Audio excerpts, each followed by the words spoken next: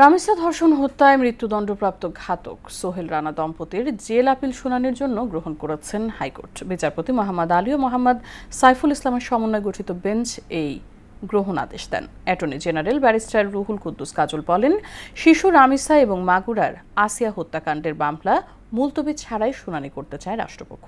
এদিকে নারী ও শিশু নির্যাতন দমন আইনের মামলার নিষ্পত্তির জন্য গঠিত বিশেষায়িত হাইকোর্ট বেঞ্চের কার্যক্রম শুরু হয়েছে। আরও জানাচ্ছেন মুদাসসির আলী।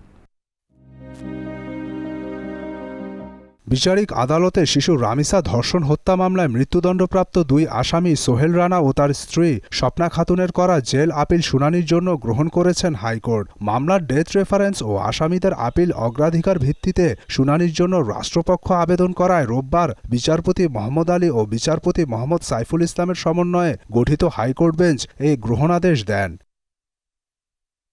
শুনানিতে রাষ্ট্রপক্ষে ছিলেন attorney general barrister Ruhul Quddus Kajal. দুই আসামির আপিল শুনানি দ্রুত শেষ করতে উদ্যোগ নেওয়ার কথা জানান তিনি। আদালতকেও বিনয়ের সঙ্গে বলেছি যে রামিসা হত্যা মামলার পেপার বুক তৈরি করে মৃত্যুদণ্ড রেফারেন্স শুনানির যে প্রস্তুতি সেটি সম্পন্ন দ্রুততর হবে যদি আজকের মধ্যেই আপনারা এই আদেশটি যদি স্বাক্ষর করে যদি সংশ্লিষ্ট সেকশনে পাঠিয়ে দেন।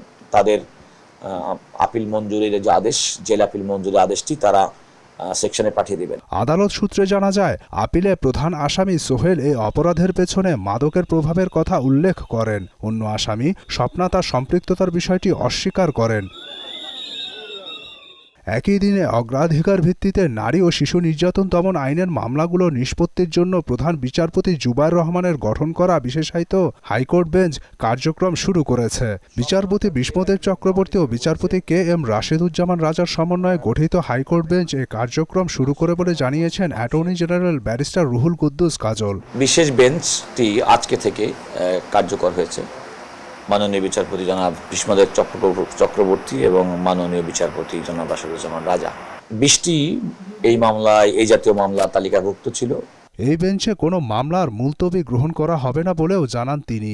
রাষ্ট্রের পক্ষ থেকে এই মামলাগুলো শুনানি এবং নিষ্পত্তিতে আমরা কোনো রকম মুলতবি গ্রহণ করব না।